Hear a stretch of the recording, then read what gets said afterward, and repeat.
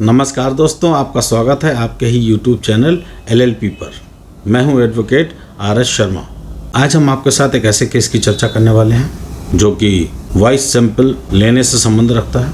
इस केस के जो फैक्ट्स हैं वो कुछ इस प्रकार हैं कि सदर बाजार पुलिस स्टेशन सहारनपुर के इंचार्ज को कुछ जानकारी प्राप्त होती है, जिसमें उन्हें ये पता चलता है कि एक धूम सिंह नामक व्यक्ति रितेश सिन्हा के साथ मिलकर पुलिस में जॉब लगाने के लिए लोगों से पैसे इकट्ठे करता है और इसी बात के लिए पुलिस के उस स्टेशन के इंचार्ज के द्वारा एक FIR उनके खिलाफ कराई गई और उसके बाद धूम सिंह को गिरफ्तार किया गया।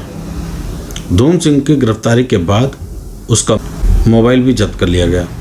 उस मोबाइल में कुछ रिकॉर्डिंग्स थी जो पुलिस का अंदेशा था कि रितेश सिन्हा और धूम सिंह की बातचीत की थी। इस वजह से रितेश सिन्हा का वॉइस सैंपल चाहिए था।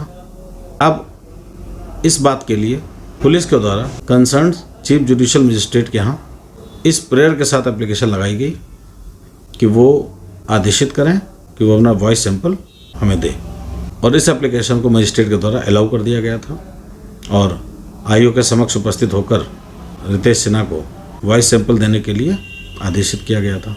इस आदेश के कारण उसने जो है अब मजिस्ट्रेट के इस आदेश को धारा 482 दंड प्रक्रिया संहिता के अंतर्गत इस ऑर्डर को चैलेंज किया गया और अपनी बात रखी गई, किंतु इलाहाबाद हाईकोर्ट के द्वारा मजिस्ट्रेट के आदेश पर कोई भी खामी नहीं पाई गई और उन्होंने उसको खारिज कर दिया। अब रितेश सिन्हा नामक व्यक्ति जिसका वॉइस सैंपल लिया जाना था, उसके पास क्रिमिनल अपीलेट जुरिडिक्शन के अंतर्गत माननीय उच्चतम न्यायालय में केस डाला गया।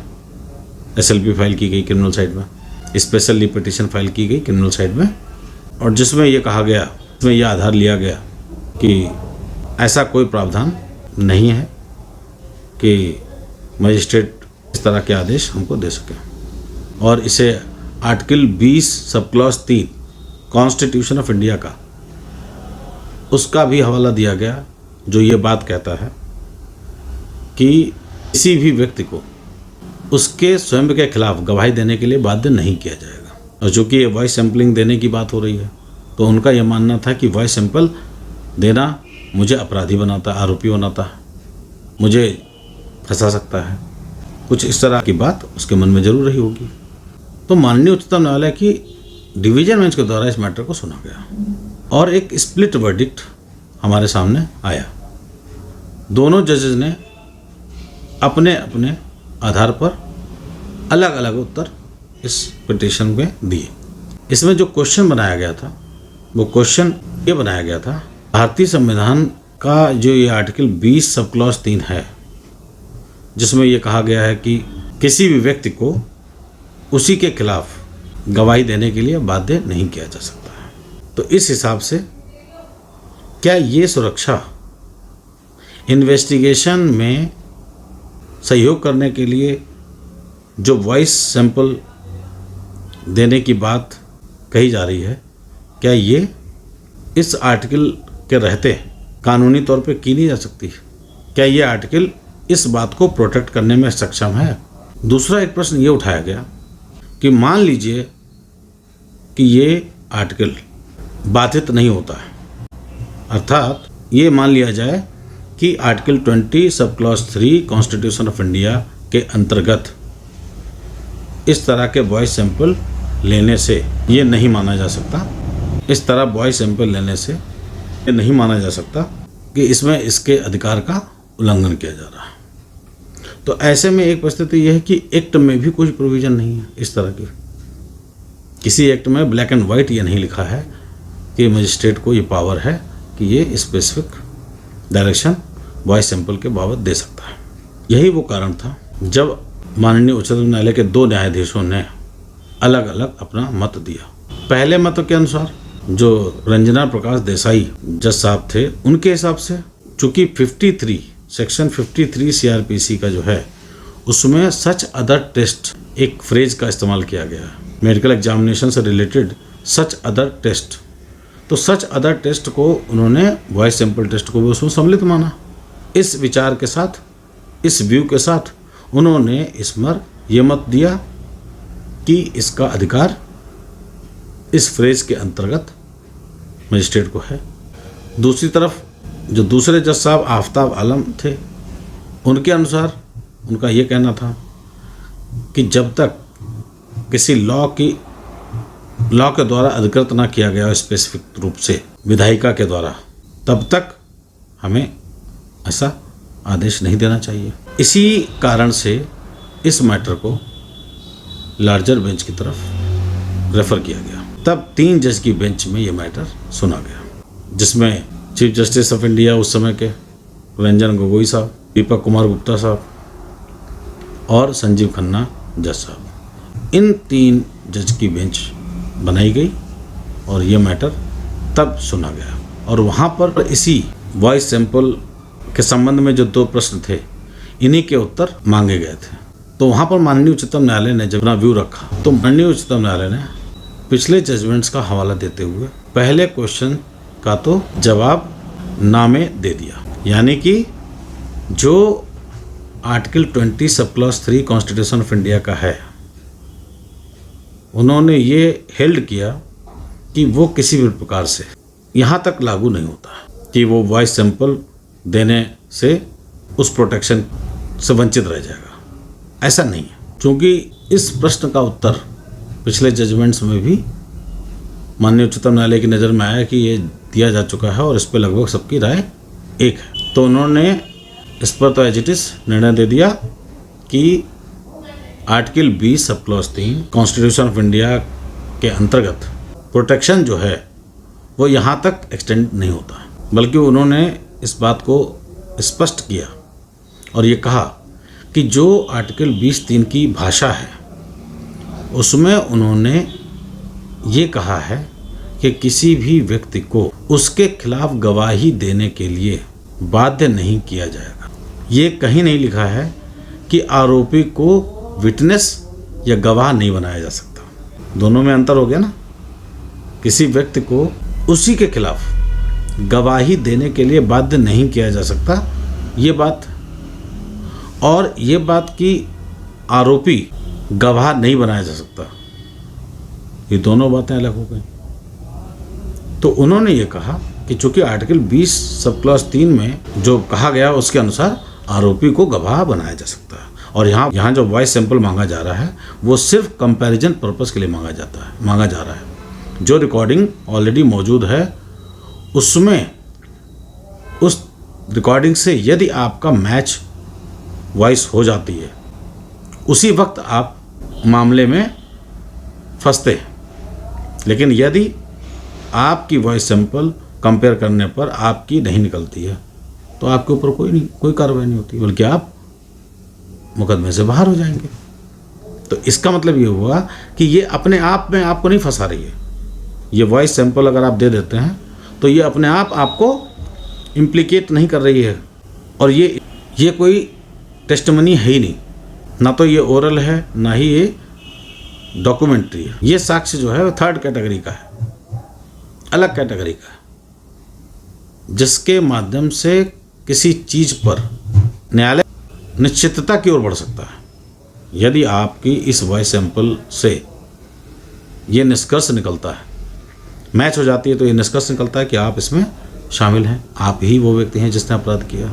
और यदि ऐसा नहीं निकलता है तो इसका मतलब कि आप आरोपी नहीं हैं, ये बात किसी और से संबंध रखती है। तो ऐसे में ये किसी और अन्य साक्ष्य पर ये आश्रित है, तब तक आप जिम्मेदार नहीं बनाए जा रहे। तो ये पहला क्वेश्चन तो ये नेगेटिव कर दिया गया और साफ कह दिया गया आर्टिकल 20(3) का यहाँ पर उपयोग आप नहीं कर सकते। अब रहा सवाल दूसरा। क्वेश्चन ये बनाया गया था कि मान लीजिए ये आर्टिकल 20 सब क्लॉज 3 का उल्लंघन नहीं करता है या उसका वायलेशन नहीं करता है, तो ऐसी स्थिति में क्या एक्ट में कहीं पर भी स्पेसिफिक रूप से ये नहीं लिखा है कि मजिस्ट्रेट सैंपलिंग वॉइस सैंपल के लिए निर्देशित कर सकता है।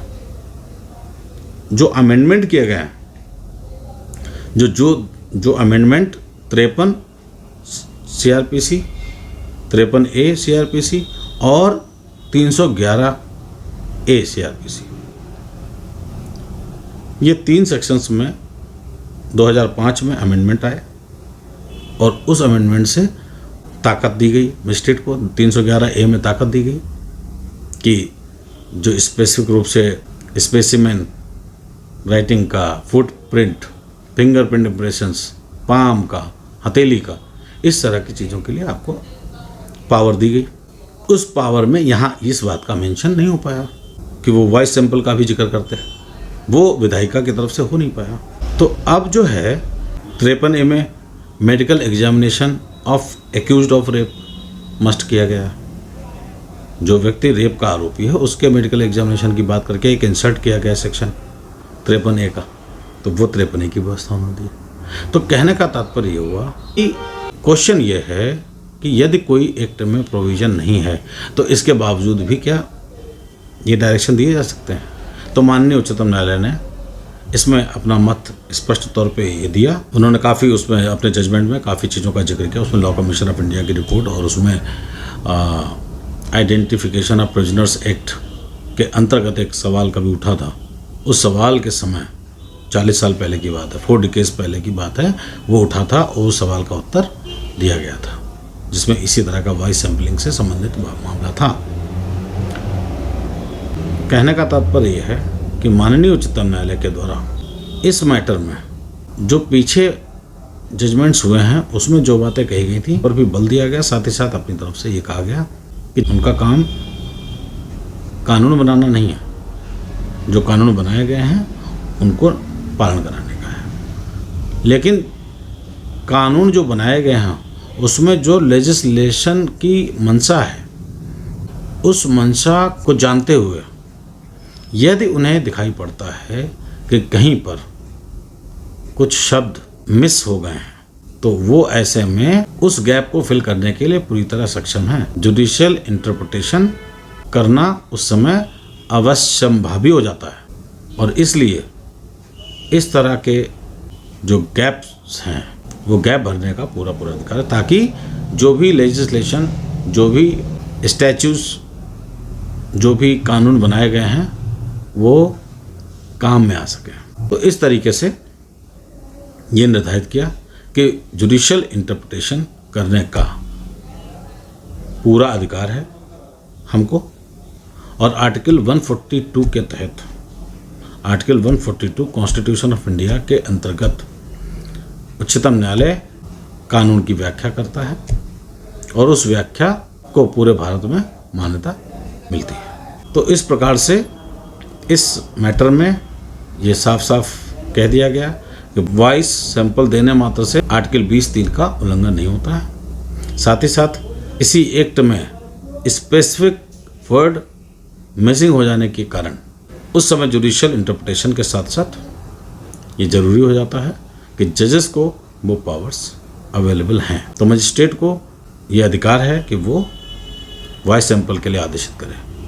चूँकि इसमें कोई और पहले केस ऐसा नहीं हुआ था, कोई भी ऐसा जजमेंट आधिकारिक तौर पर उपलब्ध नहीं था जिसको प्रेसिडेंस के आधार पर लिया जा सके। तो इस केस के माध्यम से इस मसले को निर्धारित कर दिया गया हमेशा के लिए। एक बात और, एक तीसरा प्रश्न उठता है कि क्या वॉइस सैंपल देना हमारे फंडामेंटल राइट का वायलेशन हो रहा है। तो चूँकि ये विषय इस अपील में नहीं लाया गया था, इसलिए इसमें कोई भी टिप्पणी करने से माननीय न्यायालय बचा और साथ में जो भी इसमें पहले डिसीजन दिए जा चुके हैं उसी को माना जा रहा है। क्योंकि ये प्रश्न इनके सामने था नहीं, इसकी चर्चा ये अपने इस जजमेंट में नहीं कर सकते थे, तो उन्होंने इससे अपने को दूर रखा। तो आशा करता हूँ आपको ये वीडियो बहुत अच्छा लगा होगा और आपको एक नई जानकारी मिली होगी। तो अभी तक के लिए इतना ही, फिर मिलते हैं एक नई वीडियो के साथ। तब तक के लिए धन्यवाद।